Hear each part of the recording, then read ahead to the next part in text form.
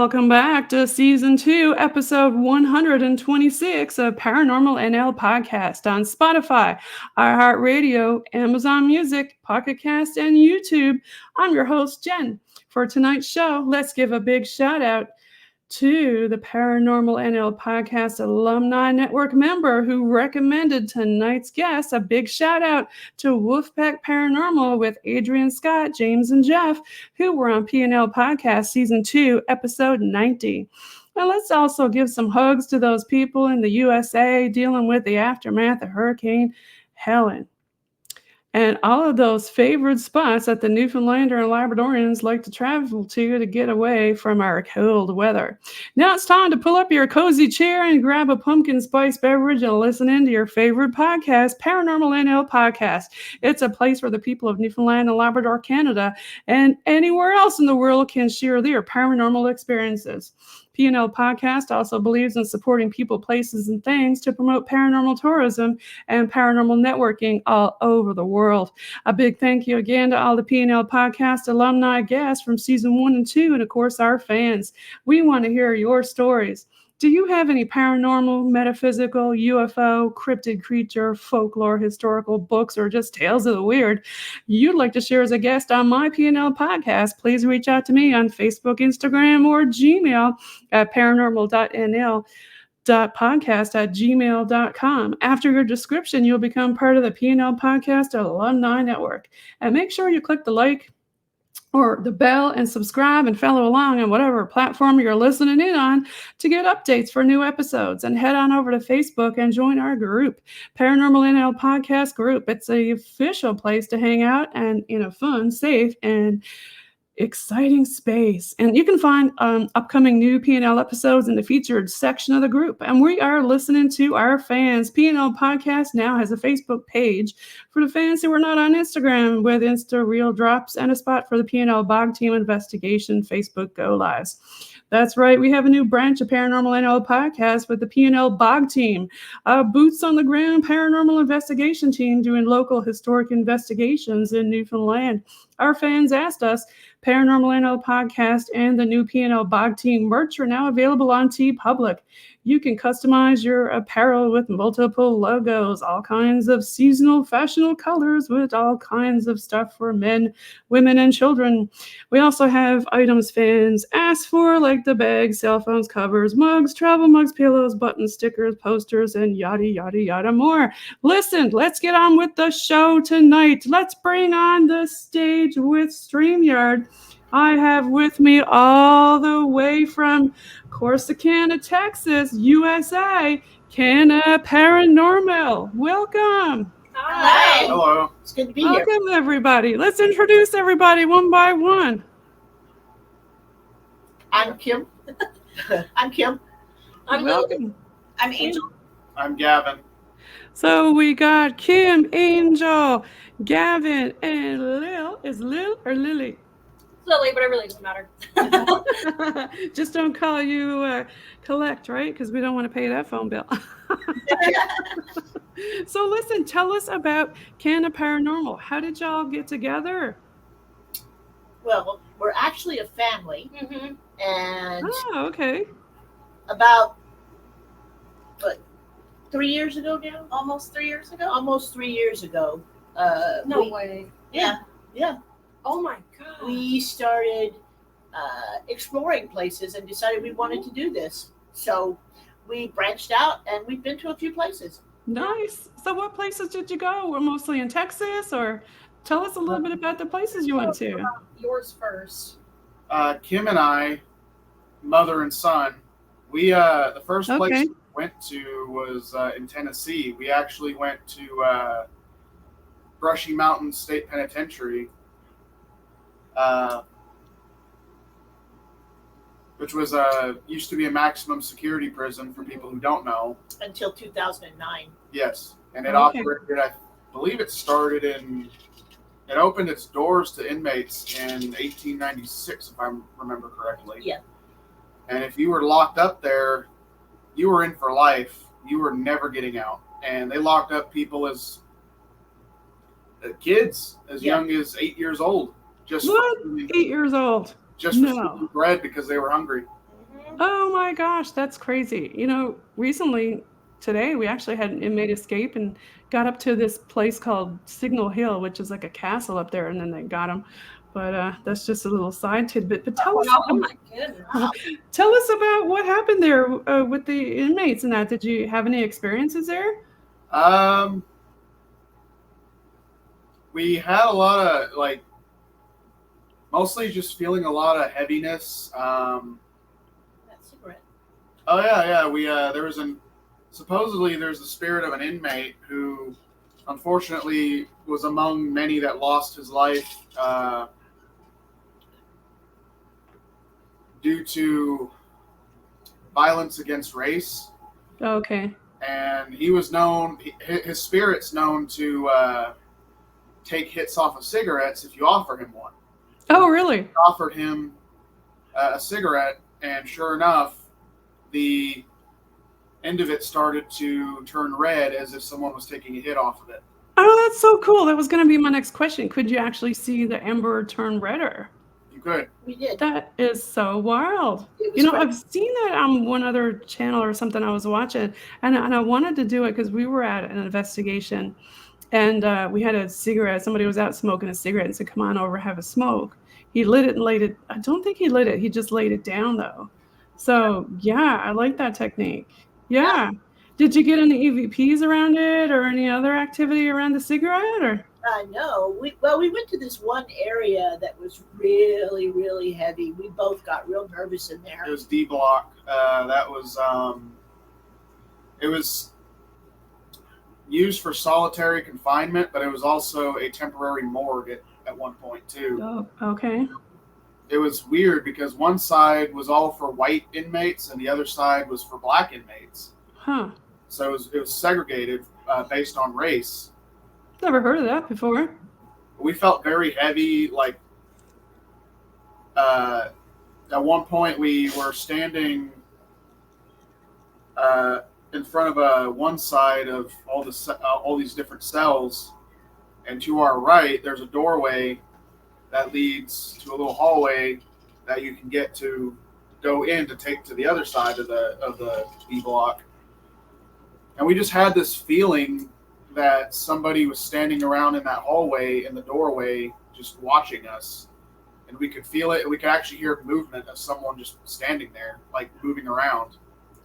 And I pulled out a device that I had on my phone called Necrophonic, which is a little spirit box app. Yeah, that's a good app. Yeah. And I asked if someone was standing around the corner, and sure enough, a man's voice came through and said, "Yeah."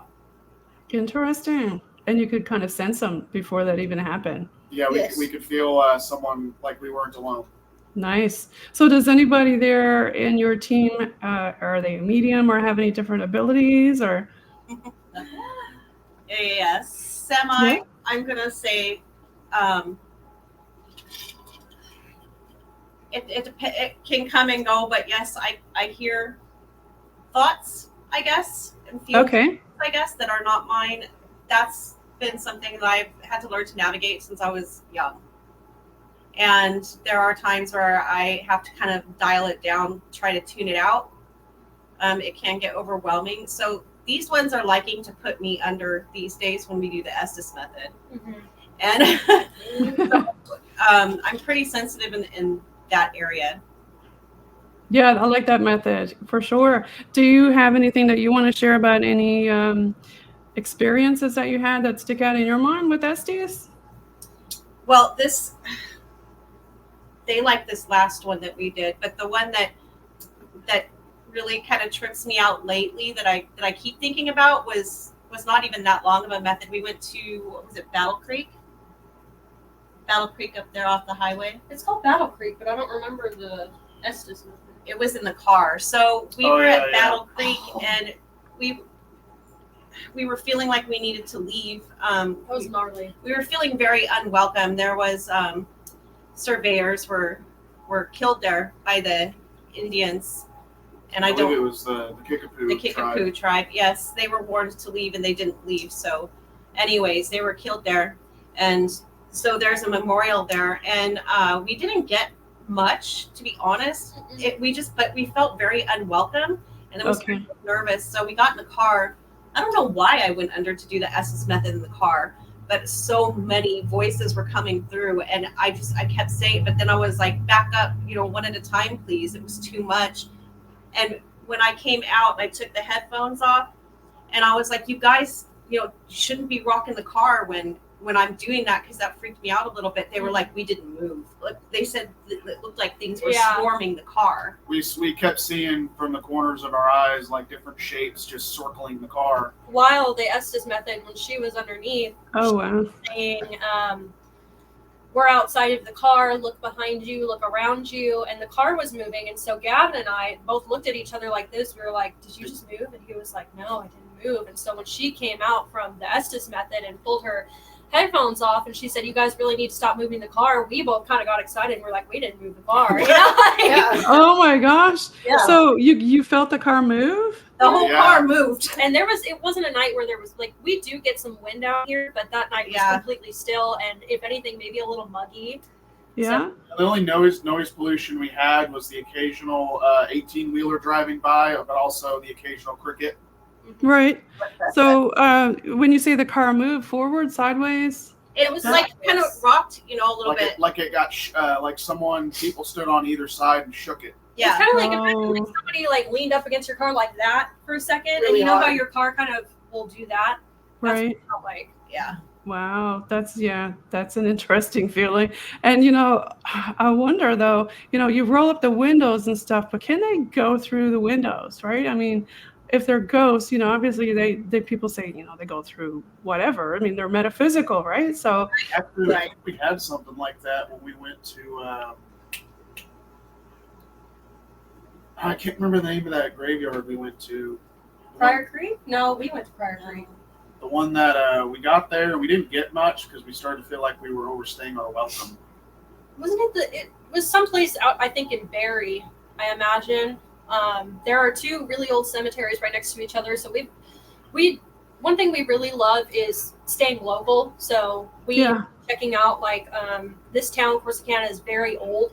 And it's caught fire multiple times. It was huge for the oil boom, and so there's a lot of history just in our town. And for the folks listening now internationally, explain again where exactly in Corsicana, where are you in relation to Texas? We're about 55 miles south of Dallas. Yeah. There you go. Okay. I was just up there today, and it's exactly 55. It was 55 minutes coming back the second time. So you were telling me about a graveyard there, and you like to keep it local. The thing about spirits being metaphysical, when we left, because we left because we started to feel very uneasy. We felt like, even though it is an active place, we felt like the spirits there did not want to talk to us. They just wanted us to leave. Right. And we get that a lot at our investigations too. They're like, just go, just like leave us alone. But we decided we were in the car, and I sat in the back seat, and they were in the front seat, and we started smelling like a perfume, and it was none of them. It wasn't me. And we just came to this conclusion. Oh, I do remember that. Like, I know. we concluded that a spirit had gotten in the car with us and was sitting in the back seat with me, and we determined it must have been a female spirit. We were smelling like a woman's perfume. Okay, interesting. So you have a little bit, or it sounds like maybe, I mean, people talk about the clairs, right? There's audio, there's visual, there's all the senses, right? So I mean, everybody says, or most people say that everybody has their own gift, shall we say? You just need to figure out what it is, right? So have you ever had any other type of experiences like that? For me personally, Like scent-wise. I've smelled things, I've heard things. A lot of weird things that I've actually experienced actually happen in the form of dreams. Dreams. I've had a lot of dream experience where a spirit, someone I've never met in my life, but someone else may have, and I'll explain like the physical description of the person I would see in my dream. Right. And explain it to someone who may have known who that person was, and explain it detail for detail. And it's bizarre because I never met that person in my life. Interesting. The best example was when I was 12 or 13, my mother and I had moved into a really nice house, and in Beaumont, California. Okay. And I was really the only one that experienced the most activity because I was usually home a lot. She worked full time. I was home after school. But one night I had a dream that I approached like the master bedroom. The bed in there could not be moved because it was a king size water bed. It was heavy. Right. So I remember in my dream I approached that bed and it was dark. There was like a white sheet on the bed and there was someone laying under the white sheet. And in my dream I'm just like, oh, it's just my mom. So I pulled the blanket back and I see someone I don't recognize. And it's a woman with like red hair. And as I'm looking at her, she then opens her eyes and turns to look at me. And then I see the other half of her face because I can only see one half of her face when I approach her. But I see the other half, and the other half of her face was like rotted. It was decaying. Oh, wow. So that told me right there I'm looking at someone who passed away. Okay. And I remember what she told me. She said, I want to let you in on a secret. I died in my sleep. And then I woke up. So then I asked my mom about that. And my mom confirmed it that, yes, somebody did pass away in their sleep here. And it was indeed a woman. And then I explained exactly what I saw and what the woman looked like. And my mom was like, yeah, that's what she looked like when she was younger. Okay. So you never met her before? Nope, never met her. How about you? Wow. I love it when things like that happen. You know, you describe a person or, you know, a ghost to somebody, and then they're like, they show you this picture. Is this the person? And, you know, they're like, yes. And of course, like you said, you'd never met them before. So interesting.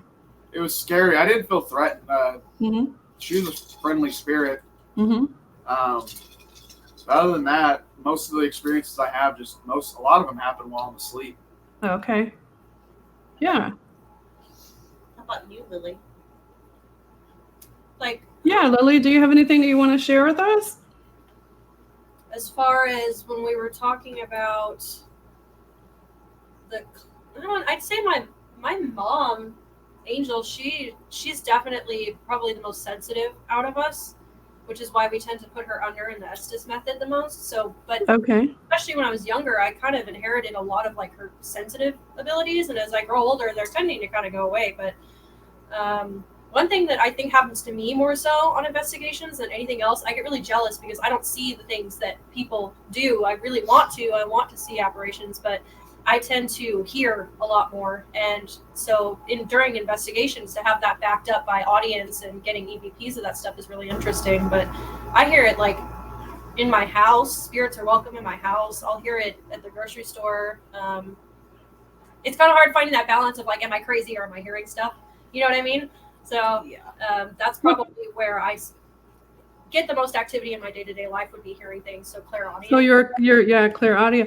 So with your clear audio, you had mentioned some EVPs. Like, can you describe some of the audio that you've heard and then have come through on an EVP? The first thing that comes to mind, it wasn't a voice actually. It was when we were at Haunted Hill House in Mineral Wells, which is my favorite place to investigate. It said that as the sun comes up, because it's an overnight stay, you tend to, a lot of the adult and negative spirits will kind of diminish and the children come forward in the morning. And so I remember Gav and I were in the hallway and we had the bionic ear out and we heard what sounded like creaking. And we thought like, oh my goodness, what if it's the kids jumping on the bed in the room next door? And we were able to validate that with evidence, which was very interesting. Oh, yeah. Okay, cool. That's very cool. Mm-hmm. And you saw an apparition, you say? During that time when we had the bionic ears, on the other side, we were standing in the hall trying to listen to the sounds coming from the room next to the kitchen, which is where we thought we heard the springs on the bed being jumped on. I was facing the other way, out towards the living room, looking at where the back door would be, Right. or further ahead. Okay. And usually they have a room. They call it Jacob's room, because that's where they first saw this apparition of a young boy. Mm-hmm. That they learned that his name was Jacob. But I remember looking down that way, and for some reason the door had been removed that particular day. So you could see into Jacob's room, no problem.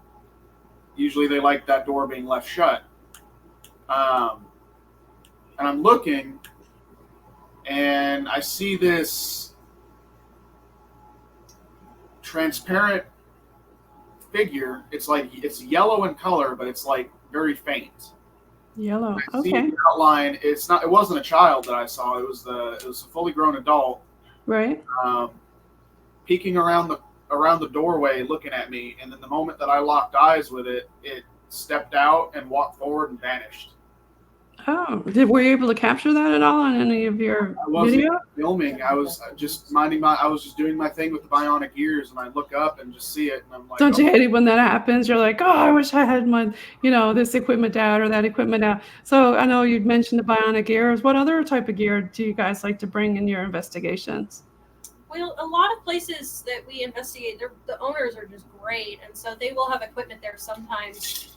Oh, nice. Okay. It must be. I have to mention for the people listening who are hearing the little sounds like bells, right? That's some ice. Is it hot down there today? Yeah. Yes. When I say down there, because I'm all the way up here in the cold. 89 degrees, which is kind of like mid for us, I would say. Ah, nice. Okay. Yeah. It's warm. Our leaves are starting to turn, and it's starting to get kind of chilly out down or over here. I'd say probably 10, 15 Celsius. Yeah. Yeah. Sorry. Go ahead. I just wanted to mention that for the folks listening in on the podcast, what that is. So go ahead. You were talking about your equipment. Yeah. So we've been lucky enough to be able to invest in our own equipment as a team, and we've gotten some protective cases and things like that. We have a REM pod. I got a really nice EVP recorder for my birthday gift. We have EMF detector, headphones, cat balls. We have a spirit box. But I think other than, like, obviously our personal experiences, we value that above anything else. It's really nice when we go into a location and they have cameras. Like, we've been able to capture a lot of stuff that happens to us. And for some reason that we just both thought of and she wanted me to mention was, I wasn't there, so. Oh, you weren't there? Yeah, Oh, yeah, you were working? Yep. We were sitting at a table, and my mom, Angel, she had her phone out. And so this is just one of the many little clips you'll get of videos that we post online and things like that. But you could see her cell phone moving as well. That was at Hill House. The Hill House. At Haunted Hill House. Oh, okay. Your cell phone moved at Haunted Hill House. It was sitting on the table, and it was. And the table is wobbly, but we weren't touching it. We were actually, everyone had their hands off the table, and you could just see it doesn't rattle. It literally it rotates. rotates a little bit. Yeah, I had something like that happen. It was funny. It was up on that hill where they captured Buddy up on the Signal Hill. We were doing a little, just offshoot investigation because we like to carry our equipment around sometimes in the car and just drive around and do investigation here and there when you're somewhere. And something moved on the dash. I'm like, because you question yourself, right? Okay, were the windows open? What would cause that to move? It was a box that moved, right? I thought, did I just see that happen? Or so have you had any other instances of stuff moving like that? I can't even. There's happened so many times. I can't even. I'm like, we've had lights go off on command. We've had objects move. Balls Objects move around. thrown. Objects thrown. We had a clock. So we all lived in California at one point. I was born in California. So it was Okay. We three were So born. I have to ask, I've got a mother-daughter and a mother-son, and are both of y'all all related? Yes. Mhm. I'm his mom, her aunt, Her aunt. great aunt. Oh, okay. Interesting. My cousin. So Yeah. Okay. And we got to give a shout out to your merch that you got there, CANA Paranormal. We can do that too. Tell us Gavin- about your logo. Who did your logo for you? Who's our logo? I forget that person's name. That is so awful because we That is really do awful. treasure these, but it happened a while ago. It so I happened can't a while think ago, off and the it top of my head. happened so fast, Yeah. and then I haven't even heard from that person since. We'll have to Okay. look it up and get to you on that, actually. It was someone Yes. local, wasn't it?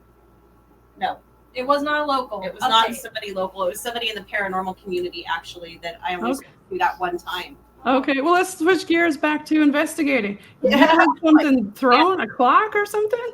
Huh? You had a clock thrown?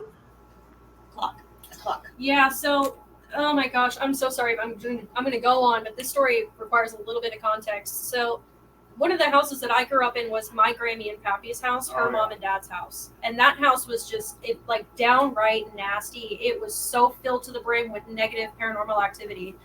And one thing that really kind of sticks out in my mind that I think about when I think of that house is my pappy, my grandfather, he had this beautiful, it's like a mini grandfather clock. Like it's very ornamental and it hung on the wall.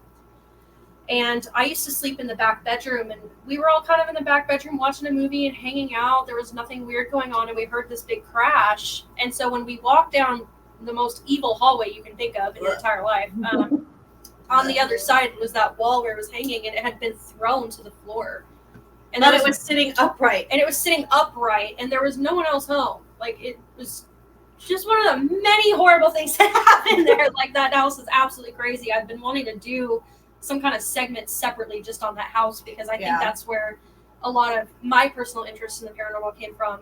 Was there renovations being done at the house? Because you know that I can always call it the big R word. For Yeah. some reason, there's always Like increased that. activity. The renovations, I think, weren't done until after After they sold the house. they sold the house. Yeah, so we moved out there in 1987.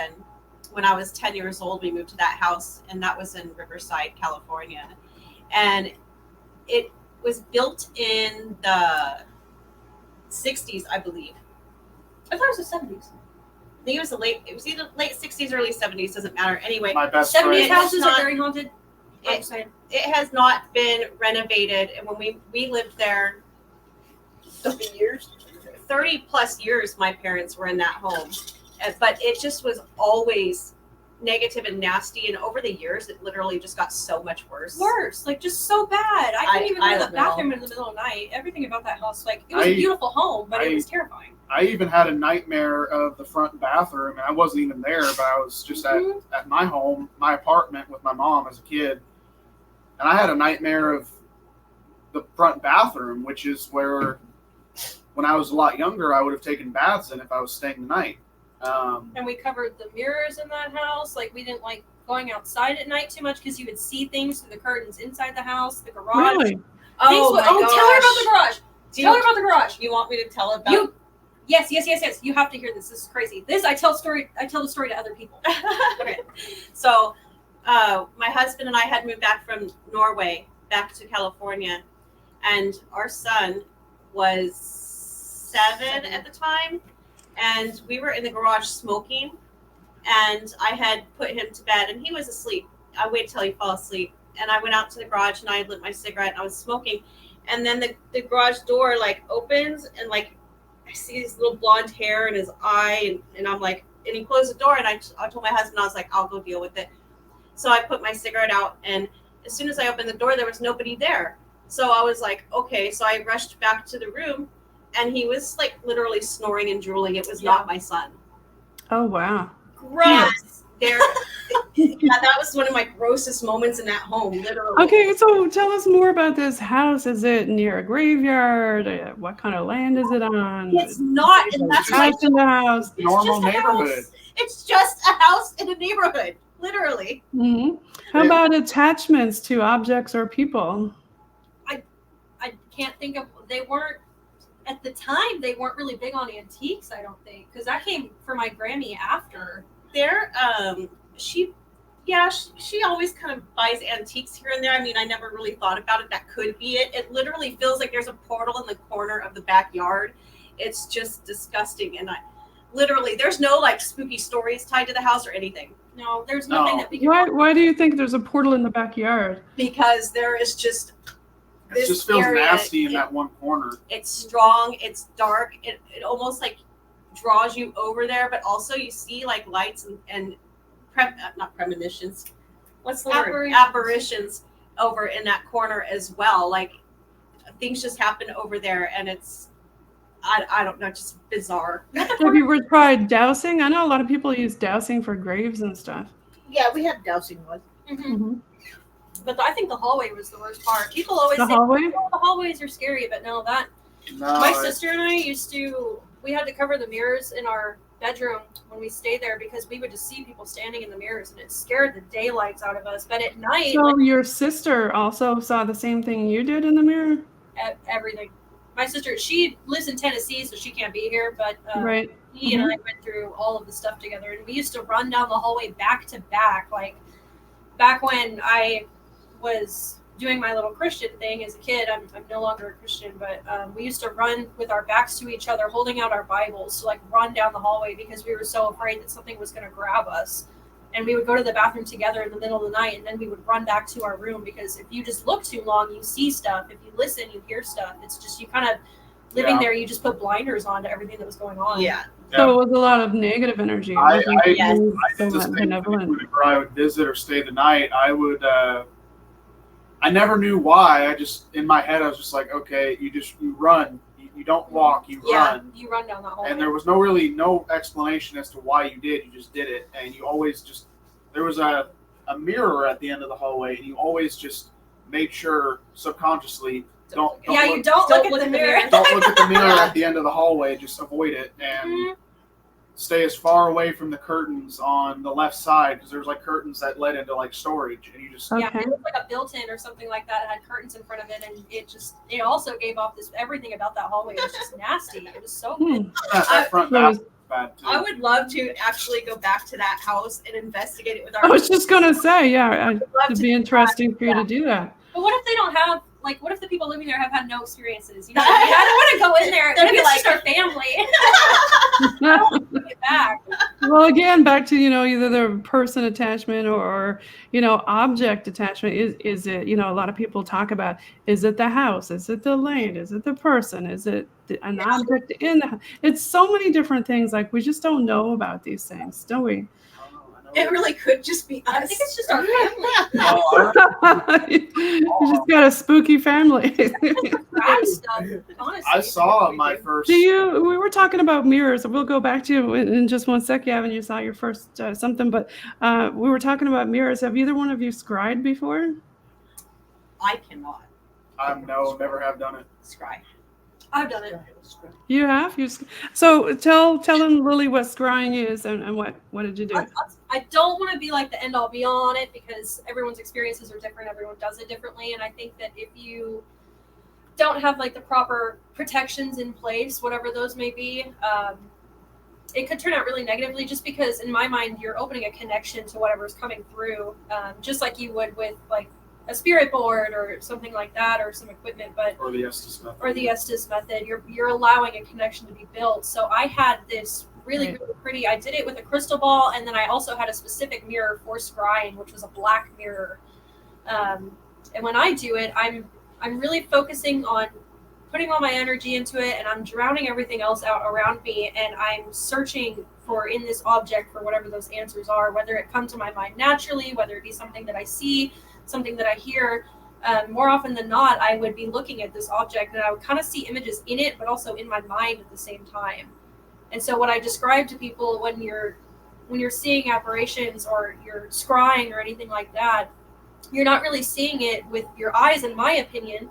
You're seeing it through here because you're looking, I'm pointing at my forehead, you're looking at Your third eye. in your reality, but you're also looking at something else. And so scrying, I think, is the purest form of that you can do if you're doing it correctly. Yes, yeah, for sure. So you have seen some things doing that. Not nearly as much as my family, but yeah. Thank you for talking about that. I know, Gavin, you were about to say something. Yeah, it actually has something to do with similar to a mirror, but it was actually the reflection from the picture frame. This was at your grandparents' house. I have to ask you guys, do you remember they had a picture of a like a barmaid from looked like she was from like. It was a 1800s. Saint. What is that beer that he got? St. Petersburg? St. Pauli girl. Yeah, It's a St. St. Pauli. Pauli girl. It was in a frame, right? Yeah. Yes. Well, my first time seeing an apparition was actually in the reflection of that picture frame of that barmaid. And what I saw, I was leaving the bathroom, heading to the garage to go outside with everyone else. I was the only one in the house at that time. And I saw in the reflection, you could see into the kitchen and the dining table in the kitchen. Which was gross. The kitchen was bad. And I saw a man sitting at the table. He wasn't wearing a shirt. He had tattoos covering his upper arms. And he was sitting with his hands folded like this over the table and just looking ahead. And I remember he had blonde hair. He had a goatee. And the other thing I noticed was he was very pale and his eyes were sunken in black. And I immediately ran out into the garage, told my mom and my aunt. My aunt is her grandmother. Her mom. And her mom. I saw a ghost. I won't go back in until someone goes in with me to confirm it. And my mom and my aunt were like, there's no ghosts. So, and my mom eventually went back in with me, and he was gone, and I could not figure out how to recreate what I had just seen. Right. And how old were you when this happened? I had to have been between the age of 8 and 11. Okay. Yeah, they say, you know, a lot of people, you know, talk about the theories of, you know, kids having their pineal or pineal gland not shriveled up like us old folk. But what are your theories on that? Like, what age did you guys start seeing stuff? Or experiencing things? You better tell her about my friend after whatever. I have been. We'll take turns. This since is a lot. before I was 2 years old. Oh, wow. And I don't know why I can remember that early, but I can. And What do you remember? I'll sound insane, literally. That's what this is for. It's I'll sound insane, but so my earliest memory, I'm actually in a crib. And the reason why I can confirm that these things are true is because we moved out of that house before I was 3. So any like details about like decor or anything is actually my memory that I can confirm with my parents or whatever have you. But so I used to cry every night. I was scared when I would go to bed and she would put me in my crib because, and when I say it now, like it's not malevolent, but there were like beings that used to try to sing me to sleep, but I couldn't see them, and it almost sounded like children's choir, and it was very scary to me. And sometimes there would be like a glowing in the corner of my bedroom, and I would just hold on to my crib and I would scream and cry until my mother would finally come and get me, and then she would tuck me up on the sofa and cover me up, and then I would go to sleep. So that's literally my earliest memory, is interacting that young. I'm 47 years old. Yeah. I mean, people experience things at different ages, and you know, don't feel like, oh, I don't want to share it, and you know, because that's what, you know, the shall we say the para culture, you know, is being able to openly talk about these things. Right. Because some people are really shy to talk about them, because especially where I'm from over here in Newfoundland. I mean, in Labrador, Newfoundland is a very tiny island, and you know, people can be like, "Oh, I know who that was talking," and so, but that's why I do encourage people to come on anonymously, right, and not share their name or their image, and talk about the issues and different things, so people can talk about it, right? Yeah. So you're not the only one. Of course, we have people on talking about UFOs and other kinds of astral or metaphysical entities and supernatural things like cryptid creatures. So, you know, there's all kinds of different things people talk about. How about the rest of y'all? When did you start experiencing? I think I started at about 9 years old. No, about 12 years old. We had a 2-story house. Mm-hmm. I lived upstairs, and my bedroom looked out over the street.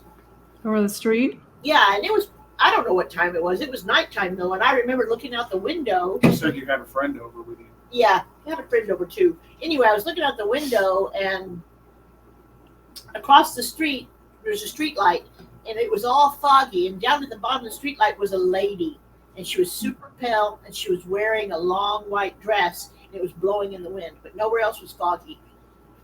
Interesting. Yeah. Yeah. And you said you had a friend over. Did she see Yeah. anything? Yes. Yeah, and it's great, when people can corroborate what you actually saw, because you start wondering to yourself, like I mentioned earlier, about different experiences. Did I just experience that? And it's always nice to have somebody there with you to back it up and say, yeah, I saw that too, or I heard that. Yeah, that's nice.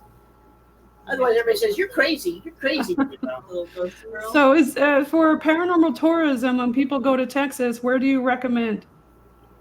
Hill House. Hill House Hill every House. time. Hands down. And Magnolia House. Hill House. Yeah. Hotel. Magnolia Hotel. Sorry. Yes. Yes. The Hill House, and what's the what hotel? Magnolia Hotel. Magnolia. Yes. Yes. It's in Seguin. Seguin. Seguin. Okay, yeah. Tell us about the Magnolia. It's beautiful. Yeah, it's a bed and breakfast, and we stayed there. We got it from like 4:00 in the afternoon till 11:00 the next morning, and part of it was where we stayed. It's like a little. Part portion of it is renovated, and then they have the unfinished wing, which is where most of the investigation takes place. And that's also, they kept it original so guests could see what the house looked like before they bought it and renovated it. Yeah. Nice. That's a good idea. Right. Yeah. Did you capture a lot of evidence there? Some. It's Right. really The windows. Pictures of the windows. We do have a couple of pictures that caught something. boards. I actually caught on my digital camera. I actually took a picture of one of the windows, and there's the you can see the shape of a man, a bald man, and you can see his old jacket and blouse shirt underneath. Oh wow, nice. And we were looking at all the pictures of the previous owners throughout the years, and we actually recognized that it may have been the first owner that I took a picture Really? of looking at us from the window. And then she ended up they encouraged people to take pictures of the windows. And then she ended up getting a picture of who we believe was one of the more prominent spirits in the hotel, and actually has to do with an old sort of murder mystery case that happened. Yeah. And to stay respectful, it was quite brutal. But you took the picture of that one. So we have a little picture of the little girl in a window, and then She looked red. It's like a pinkish red color. Yeah. Yeah. You could smell baby powder in one of the rooms too. Yes. If you smelled baby powder, that was actually an indication that Was that one of Rose's room? Is her name Rose? Itzy's room. Estes' room. Itzy. Her name was Itzy. And if you It's, like the Itsy Bitsy Spider, that was also her favorite story in life. Or song. what happened there? So there was a little girl, I believe she was about 9 years old. Her name was Emma Volker. And she was staying nearby, not in the Magnolia Hotel. I think the house was in New Braunfels. She was staying with a family friend, and so the case, you have to go really look at it, because I really don't want to get it wrong. I want to do justice to it. But the man who was said to have murdered Emma and a young woman too. and another young woman, I believe her name was Helene. I could be wrong, but he murdered Emma with an axe, and then brutally murdered Helene with an axe as well. And the murderer. She later died of her wounds. No, she's still alive. Really? I thought it was two murders. No, she was alive. And then the murderer actually went to the Magnolia Hotel and stayed there. And they do have a room. Yeah, after the murders. And they do have a room called the murderer's room. And then I can't remember who it was, and they do know his name, but just out of respect for his spirit and trying to help him find rest, they really try not to bring his name into things. They don't let him antagonize. They also prefer people not to call him the murderer. They prefer people to call him by his actual given name. Okay. Wow. So he was actually convicted of these crimes. No, he admitted it on his deathbed. Yeah. Somebody else took the fall for the crime. Yeah, it's really an interesting, sad case. A pharmacist, I think, took the fall for it. Really? Wow. Yeah. So check out that place when you go to Texas. Yes. And what part of Texas is that one in? You That's said not in Magnolia. Seguin, right? That was in Seguin. That's in Seguin. It's on the other side of Austin. And then the Hill House you mentioned, right? Where's that at again? That's our favorite. I think that's in Mineral Wells, Texas. That was Mineral Wells. Okay. That's Mineral Wells is a 2-hour drive from us. Mhm. It's just on the other side of Fort Worth. So for folks who are listening and watching, where can they follow you? You want to give some shout outs about your socials and how people can follow CANA Paranormal with Lily, Angel, Kim, Gavin? Yeah, absolutely. We do. Right now, we have a Facebook page. We do have an Instagram where we try to. TikTok as well. Yeah, I did make a TikTok as well. So that's where we tend to upload some of our clips. However, we have purposefully taken our time uploading content just because we did really want to wait until we could get a good quality camera, make sure it's very professional. So when that does happen in the next few months, we will have a YouTube page as well for our investigations. So right now it's just TikTok, Facebook. We do have a Twitter, I'm going to be honest, or an X or whatever you want to call it. We don't use it very much. And Instagram. Okay, great. So for everybody listening, make sure you follow CANA Paranormal from Texas in Corsicana, Texas. And thank you so much for tuning in, everybody. And do y'all want to say anything else before we peace out? No, Thank you. Thank you so much. Thank you Thank you. for your time and patience with us. And we're really honored to be here and be Yes. really honored Yes. to be recommended by Wolfpack and Adrian as well. And Yeah, well, thanks again, everybody, and for being on the show. And make sure y'all follow CANA Paranormal on all of their socials. I'll put up their link tree in the description here, and make sure you follow them and stay spooky, my friends. And I'm gonna cut the recording, but we'll do a quick off-air chat. Okay. All right. thank you. Bye to all the fans. Bye. Bye, guys. Bye.